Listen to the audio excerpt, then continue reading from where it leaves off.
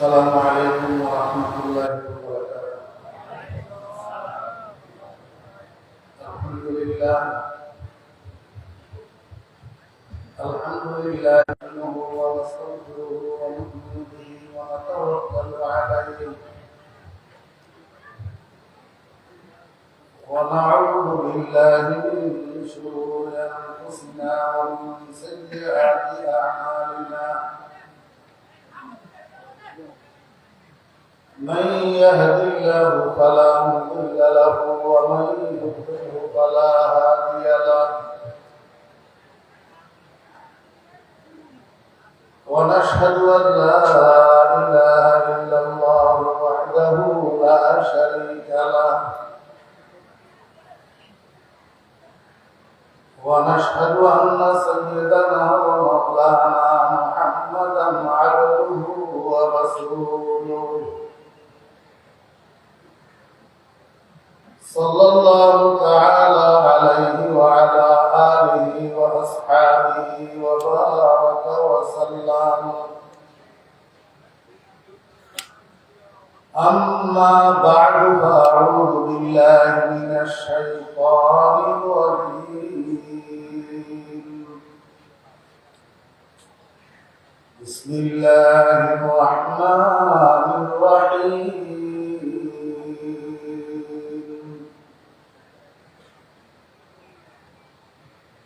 لقد من الله على المؤمنين إذ بعث فيهم رسولا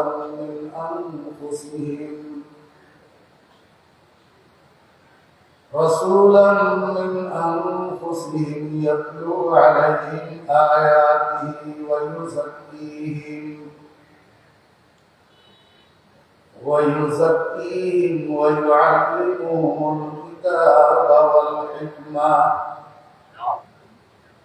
وإن كانوا من قبل لفي ضلال مبين. صدق الله مولانا العظيم.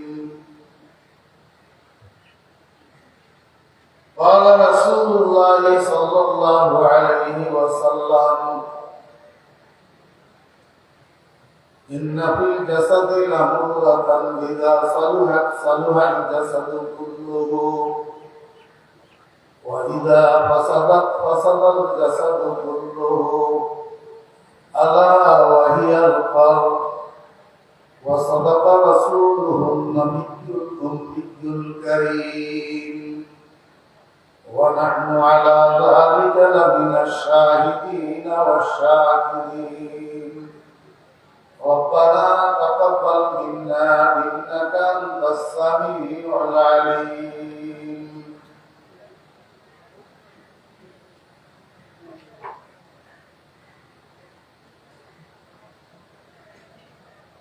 واجب الاحترام جرامی قدر حضرات علماء کرام،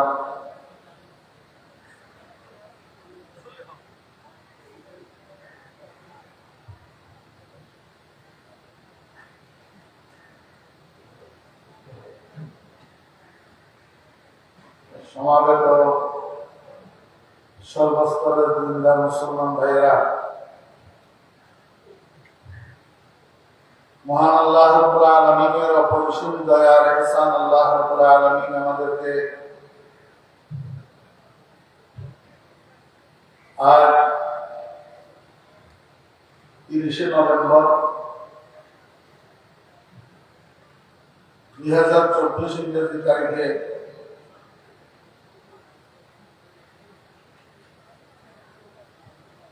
দেশের দ্বিতীয় বৃহত্তম ইসলামী বিদ্যাপীঠ জামিয়া ইসলামিয়া পটিয়ার 2 দিনব্যাপী মহাদিস আলামা জলসার আজ সমাপনী দিবসে আমাদেরকে শরীক হওয়ার তৌফিক দিয়েছেন। এজন্য সবাই মহান রব্বুল আলামিনের শুকর আদায় করি আলহামদুলিল্লাহ।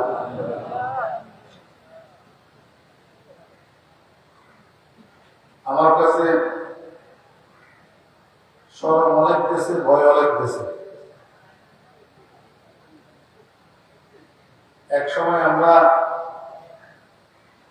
ছোট ছিলাম, ছাত্র ছিলাম, এই জায়গাতে বসে বয়ান করতেন হযরত মাহমুদ বলিউদ্দিন রহমতুল্লাহ আলাইহি, হযরত বাবা বলিউদ্দিন রহমতুল্লাহ আলাইহি, হযরত কুতুব আজম সাহেব রহমতুল্লাহ আলাইহি। আজকে কালের আবর্তে তাবদারনা মহকুব বাড়া আমাদের মুরব্বীদের দুনিয়া থেকে চলে যাওয়ার কারণে আমাদের মতো নালায়েকেরাও এই দেশটিকে আপনাদের সামনে বসতে এখন আপনারা দেখতেছেন। আমরা তো আসলে কোনোদিন ভাবিও নাই, কল্পনাও করি নাই যে এখানে আমাদেরকে আসতে হবে, বসতে হবে। শুধু দায়িত্বের খাতিরে, যেহেতু রহমতুল আলামিন কিয়ামত পর্যন্ত জন্য নবী, আর আলেমেরা নবীর ওয়ারিস, নবীজির নবুয়তের মিশনকে কিয়ামত পর্যন্ত চালাইয়া নিতে আলেমরা দায়িত্বশীল। এই কারণে আপনাদের সামনে বসার মতো স্পর্ধা করা, নাহলে আমাদের কাছে এখানে বসার না এমনি যোগ্যতা আছে, না এমন যোগ্যতা আছে।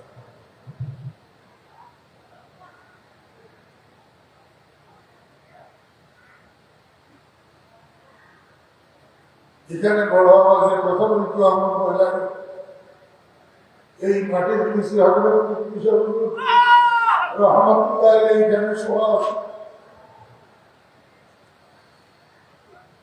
আমি হযরত রহমতুল্লাহ আলাইহি বলতে শুনছি, ওরা যাদের কাছে ক্যামেরা আছে তারা শুনে ফটিয়ার বালুর থেকে আল্লাহ আল্লাহ জিকিরের অবস্থায় হয়।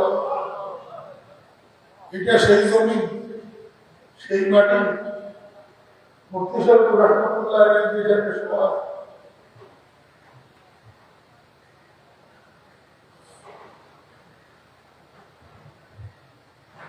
রাসূল আকরাম সাল্লাল্লাহু আলাইহি ওয়াসাল্লাম ইরশাদ করেছেন, হুমুল জুলাসা লা ইয়াশকা জালিসুহুম। আমি তো শুধু এই উদ্দেশ্যে এখানে আসি, এই উদ্দেশ্যে বসি যে হরিয়া মাদ্রাসার স্টেজ যদি কবুল হয়, আমি নালায়েকের আল্লাহ পাক এই উসিলায় পার করে দিতে পারি।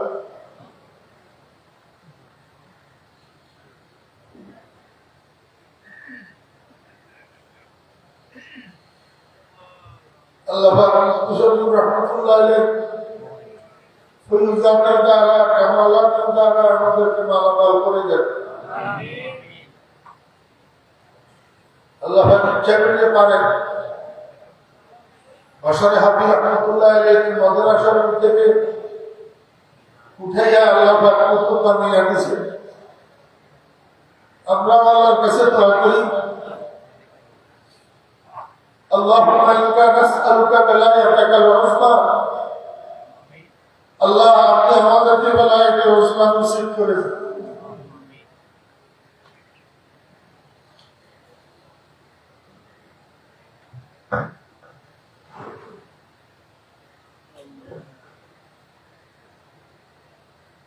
এগুলা কলমকে চিকিৎসা করার দরকার। পটিয়ার জমি কলম চিকিৎসা করার হসপিটাল। আজকে দুনিয়ার ভিতরে যত কিছু হইতেছে, যত এক্সাম হইতেছে, যত এক্সাম হইতেছে, সবকিছুর গোড়া একটা জিনিস, হেডকোয়ার্টার ঠিক নেই।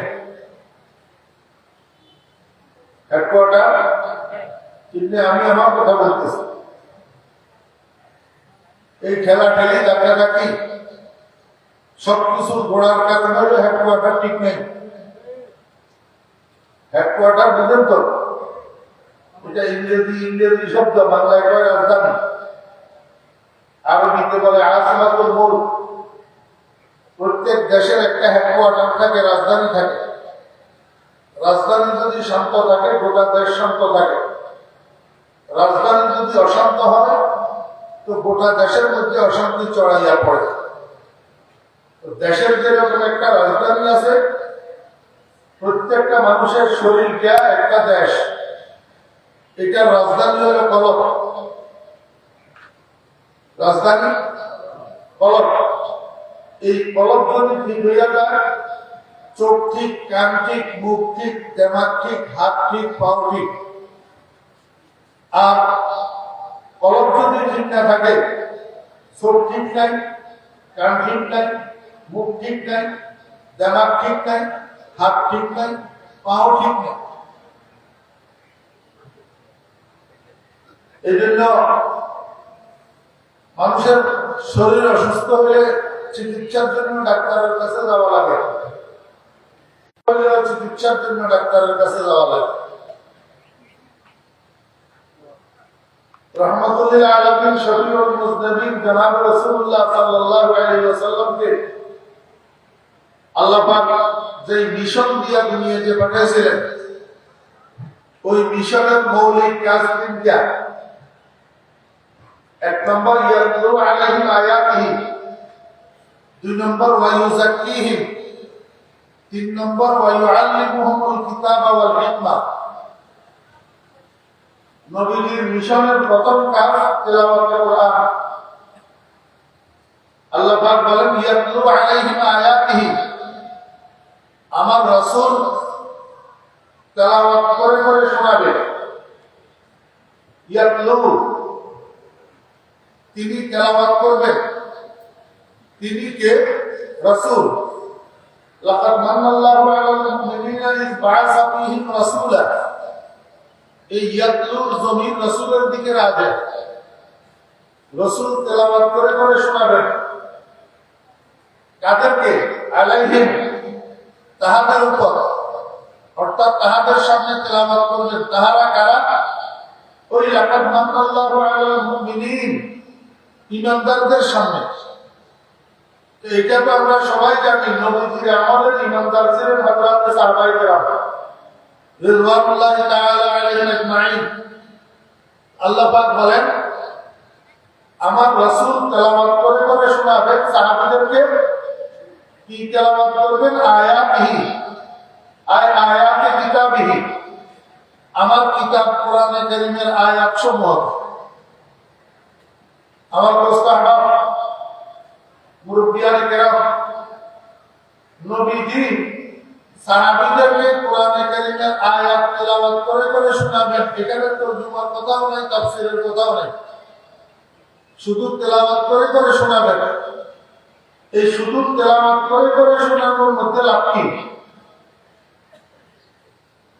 দুইটা লাভ। এক নম্বর লাভ,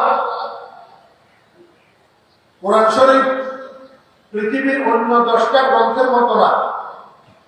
কোরআন শরীফের তেলাওয়াতের জন্য সুনির্দিষ্ট কিছু বিধিবিধান আছে, কাওয়াইদ আছে। এই কাওয়াইদগুলোর সমষ্টিগত নাম তাজবিদ। তাজবিদের কাওয়াইদ মতো কোরআন তেলাওয়াত না হলে কোরআন তেলাওয়াত সহিহ হয় না। কোরআন তেলাওয়াত সহিহ না হলে নামাজ হয় না। নামাজ একটা মানুষের জীবনে না থাকলে ওই মানুষটা মুসলমান হতে পারে না। আমাদের দেশে তো নামাজ ছাড়া ল্যাংটা মামা হওয়া যায়, নামাজ ছাড়া খাজা মামা হওয়া যায়, নামাজ ছাড়া বটবাপি হওয়া যায়, কিন্তু নামাজ ছাড়া মুসলমান হওয়া যায় না। নামাজ সহিহ হওয়ার জন্য সহিহ কোরআন তেলাওয়াত জরুরি, আর সহিহ কোরআন তেলাওয়াতের জন্য কাওয়াইদে তাজবিদ জরুরি। তো কিয়ামত পর্যন্ত আগেওয়ালা মুসলমানেরা সহিহ কোরআন তেলাওয়াত করার এই বিধিবিধান, এই কাওয়াইদ পাবে কোথায়? মিন মাসদারিল উলুম ওয়াল ফুনুন, যিনি সমস্ত এলম, সমস্ত সাবজেক্টের উৎস মুহাম্মদুর রাসূলুল্লাহ সাল্লাল্লাহু আলাইহি ওয়াসাল্লামের তেলাওয়াতের থেকে। এই জন্য নবীজির মিশনের প্রথম কাজ বানাইছেন আল্লাহ পাক তেলাওয়াতে কোরআন। এটা হলো নবীজির তেলাওয়াতের প্রথম লাভ, যে দুনিয়ার মানুষ সাহাবায়ে কেরাম থেকে নিয়ে কিয়ামত পর্যন্ত আরওয়ালা উম্মত কোরআনে কারীম তেলাওয়াতের কাওয়ায়েদ শিখবে নবীজির তেলাওয়াতের থেকে। 2 নম্বর লাভ,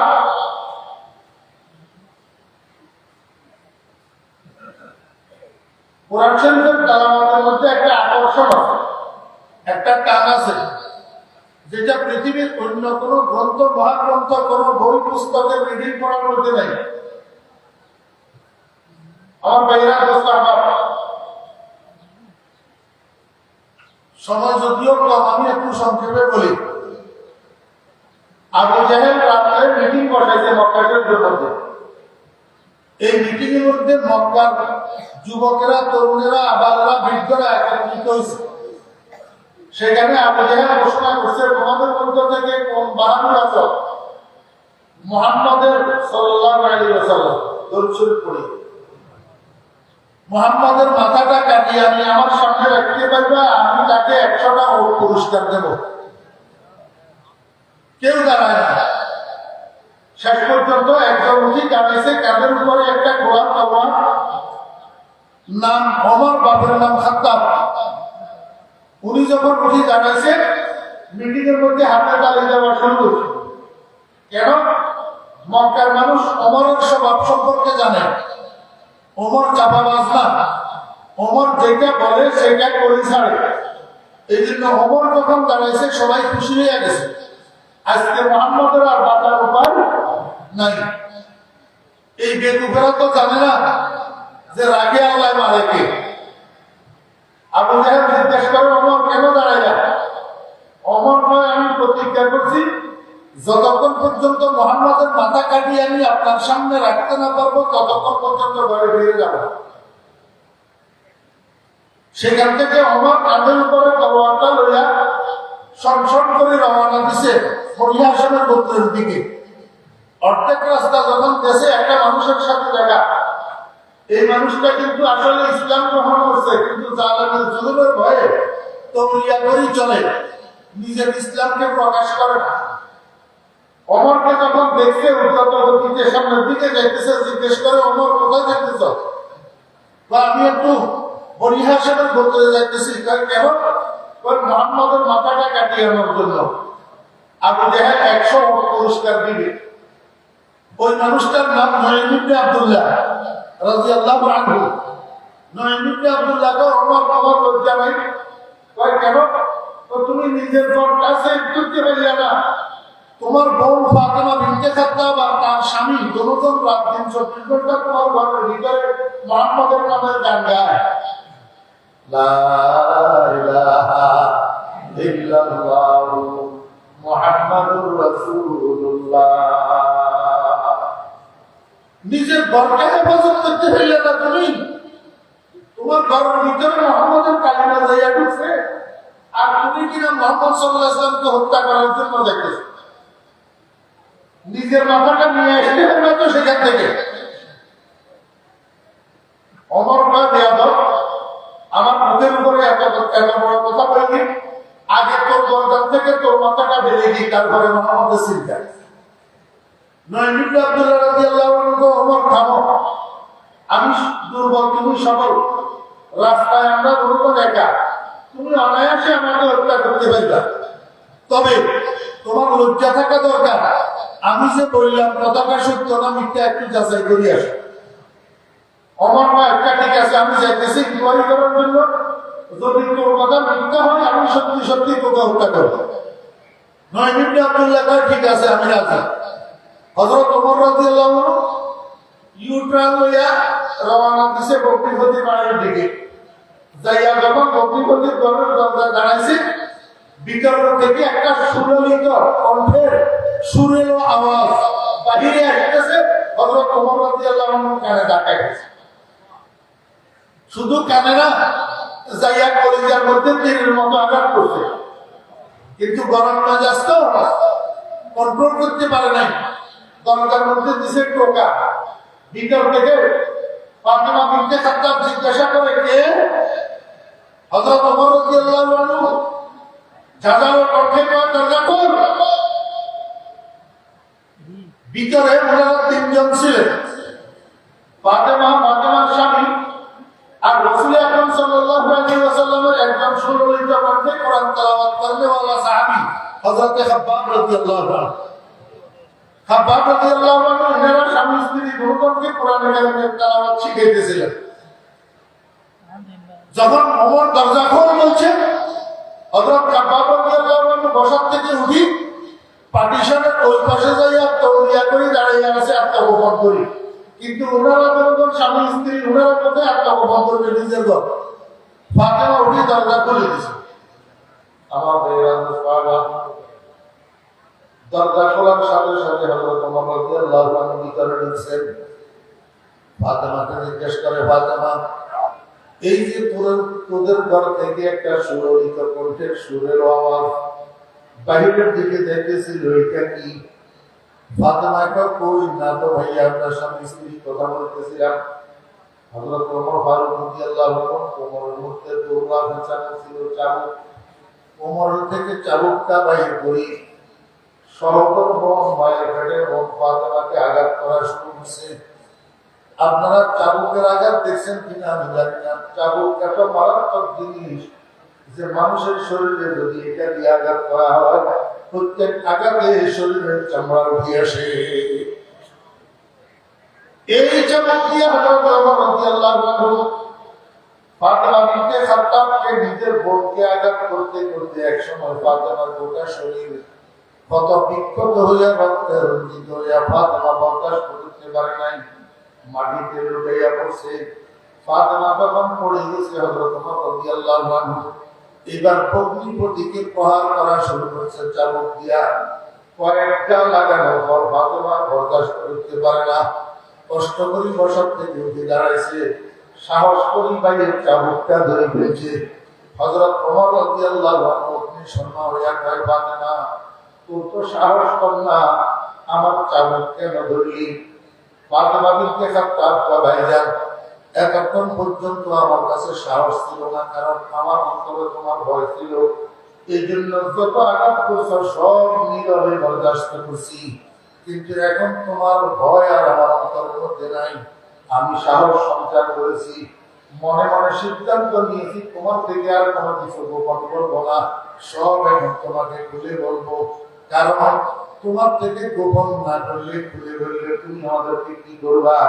চাবুক দিয়ে আঘাত করতে করতে শেষ পর্যন্ত মেরে ফেলবা, মরে যাব, কিন্তু মুহাম্মদুর রাসূলুল্লাহ সাল্লাল্লাহু আলাইহি ওয়াসাল্লামের কলমা ছাড়বো না। तौहीद की अमानत सीनों में है हमारा, तौहीद की अमानत सीनों में है हमारा, आसानी मिटाना नाम निशा हमारा। আমরা মুহাম্মদ রাসূলুল্লাহ সাল্লাল্লাহু আলাইহি ওয়াসাল্লামের রবের উপর ঈমান এনেছি, মুহাম্মদ রাসূলুল্লাহ সাল্লাল্লাহু আলাইহি ওয়াসাল্লামের নামে কলমা পড়েছি। তুমি আমাদেরকে মেরে ফেলতে পারবে, আমরা মরে যাবো, কিন্তু ঈমানও ছাড়বো না, কলমাও ছাড়বো না। যখন কঠিন কথা বলে ফেলেছেন হযরত ওমর রাদিয়াল্লাহু আনহু লজ্জিত হয়ে গেছে, নরম হয়ে গেছে, এখন কণ্ঠস্বর নিচু হয়ে গেছে। এখন নরম ভাষায় কয়, ফাতেমা ঠিক আছে বুঝলাম, কলমাও ছাড়বি না, ঈমানও ছাড়বি না। এই দেখ ওয়াদা করলাম তোদেরকে আর মারবো না, চাবুকটা ফেলে দিলাম। এইবারে একটু বল, তোদের ঘর থেকে যে আওয়াজটা বাহির দিকে যেতেছিল, সত্য কথা এত সুন্দর আওয়াজ আমি জীবনে শুনি নাই, এটা কিসের আওয়াজ আমাকে একটু বল। হযরত ফাতেমা বিনতে খাত্তাব রাদিয়াল্লাহু আনহু, এটা আমাদের রবের কালাম, কোরআনে মজিদের তেলাওয়াতের আওয়াজ, আমাদের বন্ধু মুহাম্মদুর রাসূলুল্লাহ সাল্লাল্লাহু আলাইহি ওয়াসাল্লামের উপর নাযিল হওয়া কালামুল্লাহ, সেটার তেলাওয়াতের আওয়াজ। হযরত ওমর রাদিয়াল্লাহু আনহু কয়, ফাতেমা সত্যি বলতেছি এত সুন্দর আওয়াজ জীবনে শুনি নাই।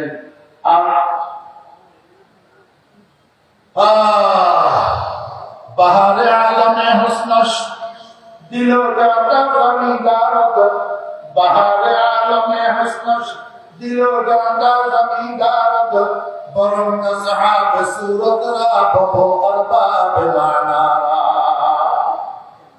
আল্লাহ রাদিয়াল্লাহু আনহু কে ফাতেমা কেমন কালামুল্লাহ, কেমন কোরআনে মজিদ আমাকে একটু দে, আমি একটু পড়ে দেখি। হযরত ফাতিমা বিনতে খাত্তাব রাদিয়াল্লাহু আনহা ভাইয়া ইন্নাহু লাকুরআনুন কারীম ফি কিতাবিন মাকনুন লা ইয়ামাসসুহু ইল্লাল মুতাহহারুন। আমাদের রবের কালাম এটা একটা পবিত্র গ্রন্থ, তোমরা মুশরিক না পার যতক্ষণ ঈমান না আনো ততক্ষণ এই কোরআন স্পর্শ করতে পারবে না। হযরত ওমর রাদিয়াল্লাহু আনহু বললেন দেখতে পারবো না, শুনতে পারবো কিনা? ফাতেমা কয় হ্যাঁ শুনতে পারবা। ওমর কয় তাহলে আমাকে একটু তেলাওয়াত করে শোনা। এই কথা যখন শুনছে হযরত খাব্বাব রাদিয়াল্লাহু আনহু পার্টিশনের এই পাশে আসছে, ওমর রাদিয়াল্লাহু আনহু সামনে শুরু করছে আউযু বিল্লাহি মিনাশ শাইতানির রাজীম বিসমিল্লাহির রাহমানির রাহিম তাহা মা আনজালনা আলাইকাল কুরআনা লিতাশকা। সূরা তাহা শুরু থেকে তেলাওয়াত করতে করতে লাহুল আসমাউল হুসনা পর্যন্ত যখন পৌঁছেছে হযরত ওমর রাদিয়াল্লাহু আনহু করে খাব্বাবের মুখের মধ্যে হাত দিয়ে দিয়েছে, বন্ধ করো খাব্বাব, আর বরদাস্ত করতে পারি না, আর একটু যদি তুমি সামনের দিকে তেলাওয়াত করো আমার কলিজা ছিঁড়িয়া যাবে, আমি আর স্থির থাকতে পারবো না। বাহারে আলমে হস্ত সে দিল জাতা জমিদার বরঙ্গ সাহাবে সুরতরা ববু আরবাব মানারা। ও খাব্বাব বন্ধ করো, আসছিলাম তো স্বীকার করার জন্য, এখন নিজে স্বীকার হয়ে গেলাম। আমার মনের মধ্যে আসছে ওই জীবনের কোনো মূল্য নাই যে জীবন মুহাম্মদুর রাসূলুল্লাহ সাল্লাল্লাহু আলাইহি ওয়াসাল্লামের কদমের থেকে দূরে থাকে।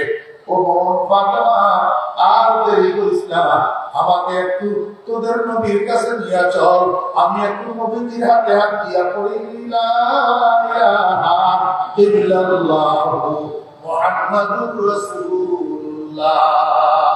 ও বেরা মুস্তাফা হযরত ওমর ফারুক রাদিয়াল্লাহু আনহু ইসলাম গ্রহণ করলেন, কারবালাতে ইসলাম গ্রহণ করেছেন। ওনার কাছে কালিমার দাওয়াত নিয়ে গিয়েছিলেন, কেউ তো জায়গায় হযরত ওমর ফারুক রাদিয়াল্লাহু আনহু ইসলাম গ্রহণ করেছেন কোরআনে কারিমের তিলাওয়াতের আওয়াজের আকর্ষণে। ঠিক না ঠিক? কারণ কোরআনে কারিমের আওয়াজের মধ্যে একটা টান আছে না নাই? এই জন্য আল্লাহ পাক রব্বুল আলামিন বন্ধু আপনি কালিমার দাওয়াত দিতে দিতে যখন কাফেরদের পক্ষ থেকে বাধাগ্রস্ত হবেন, কাফেররা আপনাকে দাওয়াত দিতে বাধা দিবে, তো আপনি তাদের সামনে আর দাওয়াত দেওয়ার দরকার নাই। আপনি একটু নিকটতম দূরে যাইয়া উল্টা দিকে ঘুরিয়া কোরআনে কারিমের তিলাওয়াত শুরু করেন। কোরআনে কারিমের তিলাওয়াত যখন তাদের কানে যাইয়া ঢুকবে, কলমের মধ্যে তীরের মতো আঘাত করবে, আর এটাই দাওয়াত হইয়া দাঁড়াবে। আর এই দাওয়াতে দলে দলে কাফেরের বাচ্চারা ইসলামের মধ্যে ঢুকবে, ইসলামের মধ্যে প্রবেশ করবে, কালিমা পড়বে। এই জন্য আপনি কোরআনে কারিমের আয়াতগুলোকে তেলাওয়াত করিয়া করিয়া মানুষকে শোনান, ইয়াতলু আলাইহিম আয়াতিহি। এটা হলো হুজুর পাক সাল্লাল্লাহু আলাইহি ওয়াসাল্লামের এক নম্বর মিশন। আচ্ছা আমাকে একটু আপনারা বলেন তো, রাসূল আকরাম সাল্লাল্লাহু আলাইহি ওয়াসাল্লামের মিশনের এই এক নম্বর কাজ তেলাওয়াতের কাজটা এখনো পর্যন্ত দুনিয়াতে চলমান আছে না নাই? নুরানি মাদ্রাসাওয়ালা কি করে? মুসলমানদেরকে, মুসলমানের সন্তানদেরকে তেলাওয়াত শিখায়। কি শিখায়? তেলাওয়াত শিখায়। তেলাওয়াতের কাওয়ায়েদ, মাখরাজ, এই সমস্ত কাওয়ায়েদগুলো মুসলমানদের কি করে? শিখায়। তাহলে নবীজির মিশনের হাল করছে কারা? আলেমেরা। নবীজির মিশনের কাজ চালু রাখছে কারা? আলেমেরা।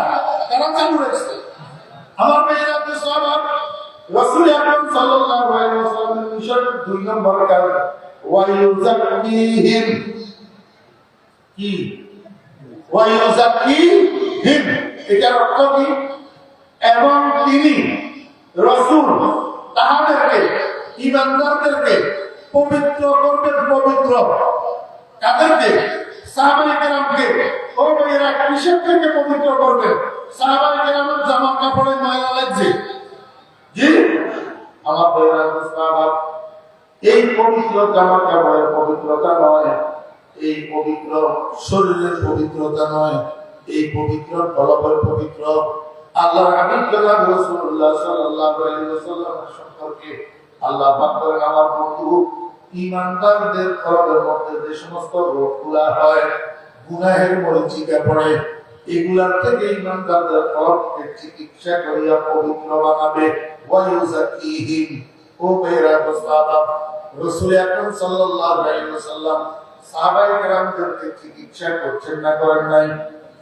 জি, আপনাদের চট্টগ্রাম জেনারেল হাসপাতালে ভর্তি হইলে একটা রোগী, এটার ডাক্তাররা শুধু চিকিৎসা করে না ডাক্তার বানাইয়া দেয়? বুঝি বলেন, বুঝি শুধু চিকিৎসা করে না ডাক্তার বানাইয়া দেয়? ওই মোহাম্মদী হাসপাতালে ভর্তি হওয়ার পর হলো লা ইলাহা ইল্লাল্লাহু মুহাম্মাদুর রাসূলুল্লাহ, এই কালিমাটা জিকির করছে, সেটা মোহাম্মদী হাসপাতালে ভর্তি রোগী। আর মুহাম্মদুর রাসূলুল্লাহ সাল্লাল্লাহু আলাইহি ওয়াসাল্লাম এই রোগীকে শুধু চিকিৎসাই করেন নাই, বরং এক একটা রোগীকে চিকিৎসা করিয়া ইন্টারন্যাশনাল বিশেষজ্ঞ ডাক্তার বানাইয়াছেন।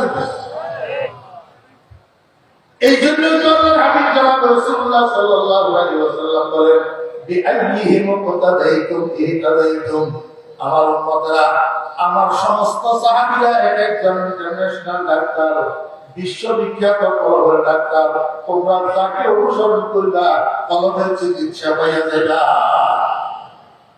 রাসূল আকরাম সাল্লাল্লাহু আলাইহি ওয়াসাল্লাম সর্বপ্রথম যাকে চিকিৎসা করে ডাক্তার বানাইছেন, ওনার নাম আবু বকর। তারপরে যাকে চিকিৎসা করে ডাক্তার বানাইছেন, ওনার নাম ওমর। তারপরে যাকে চিকিৎসা করে ডাক্তার বানাইছেন, ওনার নাম ওসমান। তারপরে যাকে চিকিৎসা করে ডাক্তার বানাইছেন, ওনার নাম আলী। এরকম ভাবে হযরত আলী রাদিয়াল্লাহু আনহু আর কতগুলো মানুষকে চিকিৎসা করে ডাক্তার বানাইছেন। তার মধ্যে একজন অন্যতম ডাক্তারের নাম হাসান বসরি রাহমাতুল্লাহ আলাইহি। কি নাম?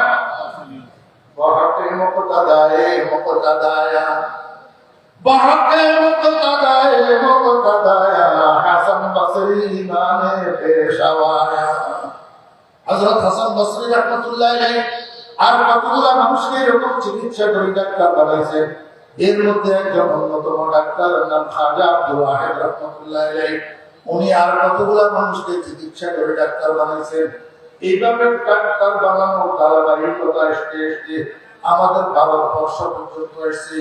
আমাদের ভারতবর্ষে এই ধারাবাহিকতার একজন বিশ্ববিখ্যাত ডাক্তারের নাম মিয়াজি নূর মোহাম্মদ সাহেব জাহাঙ্গীর রাহমাতুল্লাহ আলাইহি। মিয়াজি নূর মোহাম্মদ সাহেব জাহাঙ্গীর রাহমাতুল্লাহ আলাইহি আর কতগুলো মানুষকে এরকম চিকিৎসা করিয়া ডাক্তার বানাইছেন। তোর মধ্যে একজন বিশ্ববিখ্যাত ডাক্তারের নাম হাজী আমদাদুল্লাহ মুহাজির মুফতি রাহমাতুল্লাহ আলাইহি।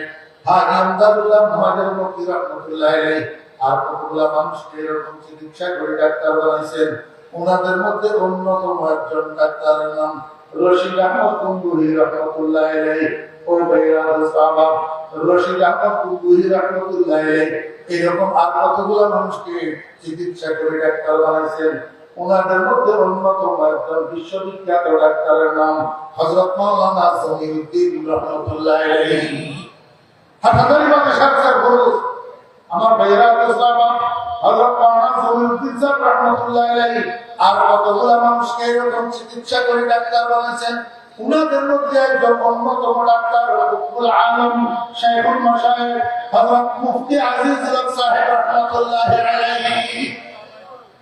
রশিদ আহমদ বঙ্গু শাইখ কামেল, রশিদ আহমদ বঙ্গু শাইখ কামেল, জমির আরা মুবারক আহম নশিবুর, জমিরুদ্দিন বচটকা শাইখ কামেল, আজিজ আরা মুবারক আহম নশিবুর, মুফতি আজিজুল সাহেব রাহমাতুল্লাহ আলাইহি এরকম আর কতগুলো মানুষকে চিকিৎসা করে ডাক্তার বানাইছেন। তার মধ্যে একজন বিশ্ববিখ্যাত ডাক্তার শাইখুল মাশায়েখ কুতুবুল আলম সাইয়্যিদি ওয়া সামাদি ওয়া উস্তাদি হযরত মাওলানা শাহ সুলতান আহমদ নানুপুরি রাহমাতুল্লাহ আলাইহি, হযরত নানুপুরি হুজুর রাহমাতুল্লাহ আলাইহি আর কতগুলো মানুষকে এরকম চিকিৎসা করে ডাক্তার বানাইছেন। তার মধ্যে একজন বিশ্ববিখ্যাত ডাক্তার আমার কলিজার টুকরা মুর্শিদ হযরত মাওলানা শাহ জমিরুদ্দিন নানুপুরি रहमतुल्लाह अलैहि।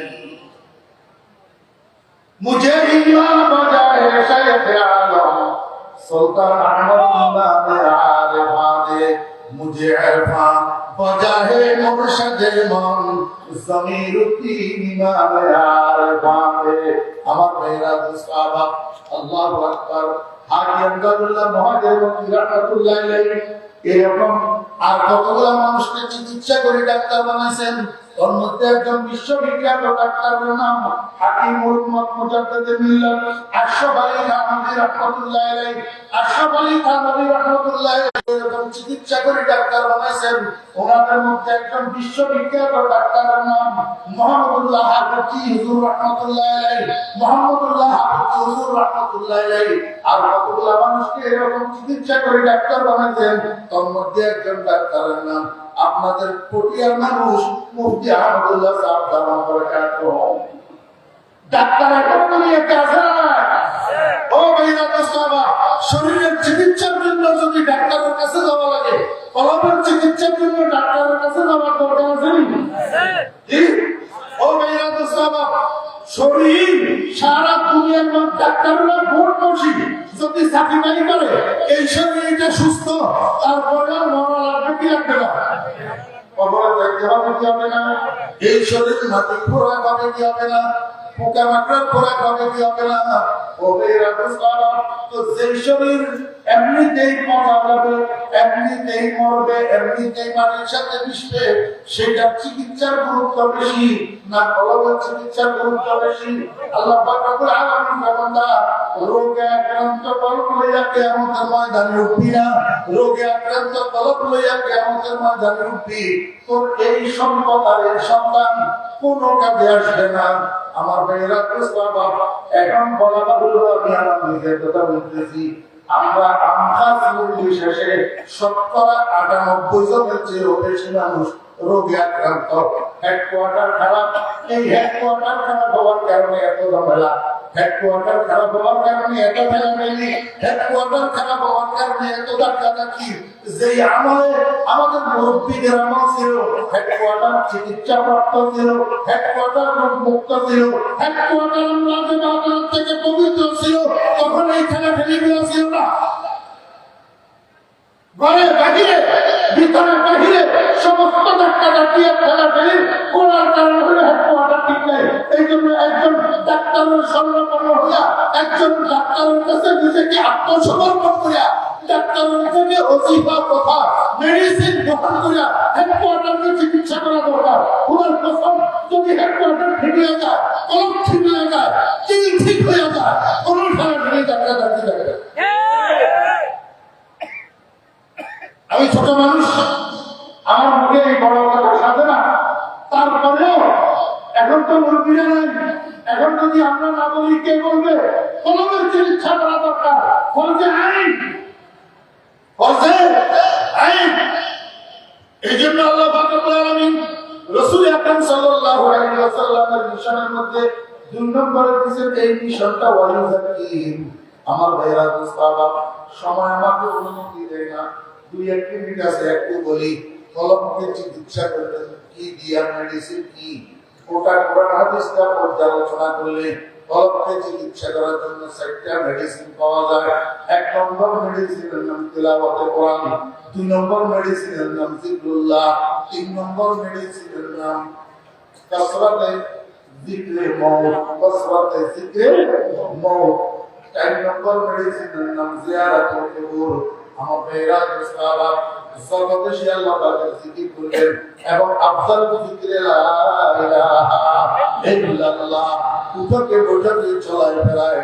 যত অবসর সময় আছে সময় নষ্ট করবো না, তসবিহ ছড়া হাতের মধ্যে নিয়া অথবা আঙ্গুলের কর্মের উপরে গণনা করিয়া করিয়া নিজে শুনি মতো আওয়াজে অন্য মানুষকে শোনানোর দরকার নাই।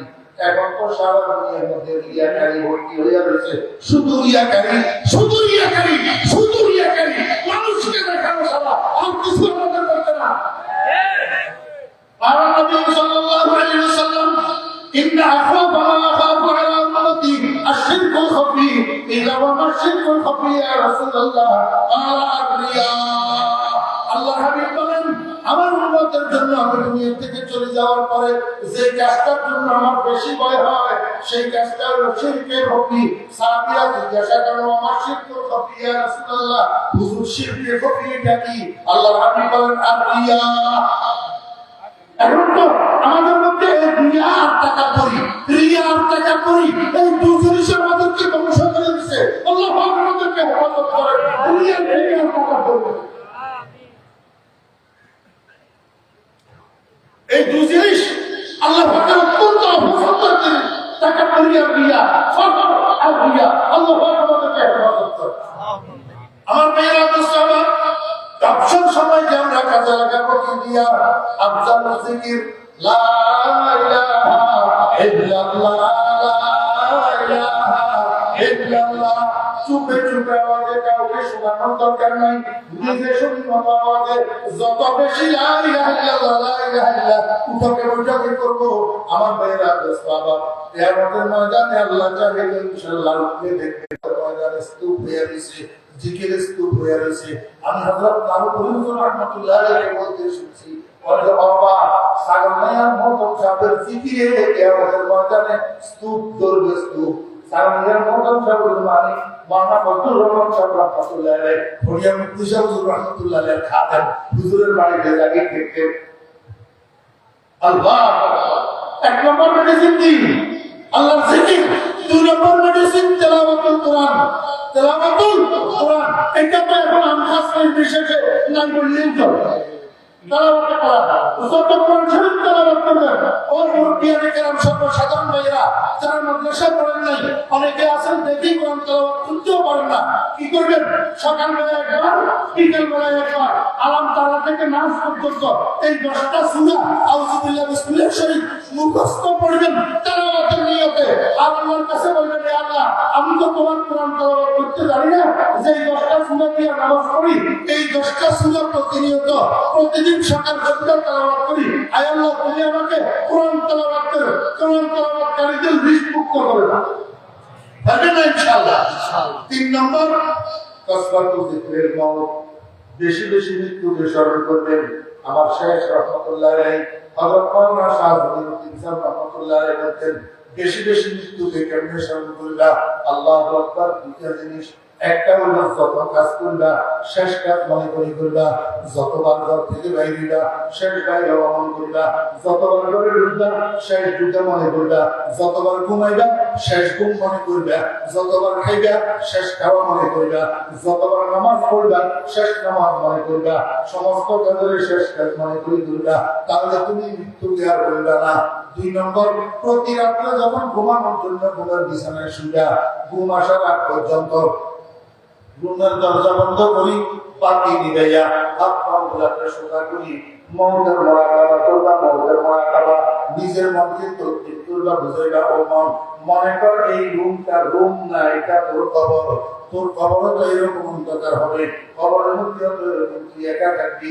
আজকের রাত্রে ঘুমের ভিতরে যদি বর্ণা সে যায়, মুখদা কো হে দেখা না একদিন, মুখদা কো হে দেখা না একদিন, কবর মে হোগা ঠিকানা একদিন। আজকের রাত্রে ঘুমের ভিতরে যদি তোর বর্ণা আসে যায়, আগামীকাল সকালে আল্লাহর সামনে মুখ কেমনে দেখে দিও মন, এসব নামাজটা না পড়ি কেমনে ঘুমাইতেছ? আমার ভাইরা দোস্তাম, প্রতি রাত্রে ঘুমানোর সময় একবার নকল মরা করবেন। এইভাবে 40 দিন মৌতের মুরাকাবা করেন, দেখবেন আপনার দিলের থেকে আর মরণের স্মরণ ছুটবে না। যত বেশি মৃত্যুকে স্মরণ করবেন তত বেশি কলব পরিষ্কার হবে, তত বেশি কলব পরিষ্কার হবে। 4 নম্বর মেডিসিন জিয়ারতুল কবর। আমার ভাইরা দোস্তাম, যত কঠিন হৃদয়ের মানুষ পাথরের মতো কলব, কবর জিয়ারতের দ্বারা কলব নরম হবে। কি করবেন? প্রথমে মা বাবার কবরের কাছে যাইয়া কিচ্ছু করবেন না, এমনি কবরের দিকে তাকিয়ে দেখবেন আর মনকে বুঝে বের এই বিজ্ঞানের যুগে, টেলিফোনের যুগে মুহূর্তে সারা দুনিয়ার সাথে যোগাযোগ করা যায়। তোর সামনে মাত্র 2.5 হাত মাটির নিচে তোর আব্বাটা শুয়ে আছে, সুখে আছে না দুঃখে আছে, একটু যোগাযোগ করতে পারিস না। তুইও যদি আগামীকাল মারা যায়, তোর ছেলে এরকম তোর সাথে যোগাযোগ করতে পারবে না। ও মন কেমনে থাকবি কবরে? এইভাবে অল্প কিছুক্ষণ মনকে কবরের দিকে তাকাইয়া তাকাইয়া বুঝাও। আমার ভাইয়েরা, মোমবাতির মধ্যে আগুন লাগাইতে যেরকম গড়িয়া ট্যাপ ট্যাপ করে, অল্প কিছুক্ষণের মধ্যে তোমার দিলটা নরম হইয়া চোখের পানি ট্যাপ ট্যাপ করতে থাকবে। এরপরে কবর জিয়ারতের দোয়া পড়ো, আসসালামু আলাইকুম ইয়া আহলাল কুবুর ইয়াগফিরুল্লাহু লানা ওয়া লাকুম ওয়া আনতুম সালামুনা ওয়া নাহনু বিল আসর। মুরব্বিয়ানে কেরামেরা শুক্রবার জুমার দিন ছেলেপেলেরা যারা কাছে থাকে এদেরকে ডাকি, বলে চল রে বাবা তোদের দাদা দাদুর কবর জিয়ারত করে আসি। এই ছেলেপেলেদেরকে সাথে নিয়ে আব্বা আম্মা কবর জিয়ারত করবেন। আল্লাহ পাকের দপ্তরের মধ্যে নেক সন্তান হিসাবে নাম লিপিবদ্ধ হবে। আপনার ছেলেরা আগামী দিনের জন্য শিখবে। আপনি যদি এখন নিজের মা বাবার কবর জিয়ারত না করেন তো আপনার ছেলেরাও বছরের পর বছর আপনার কবরের পাশে যাবে না। আপনি যদি ছেলেদেরকে লইয়া মা বাবার কবর জিয়ারত করেন তো আপনি মারা যাওয়ার পরে আপনার ছেলেরা কবর জিয়ারত আমল করার তৌফিক দান করেন। আমি দুঃখিত, হাসপাতালে বেশি হয়ে গেছে সময়। ওয়া আখিরু দাওয়ানা আমি আসসালামু আলাইকুম ওয়া রাহমাতুল্লাহি ওয়া বারাকাতুহু।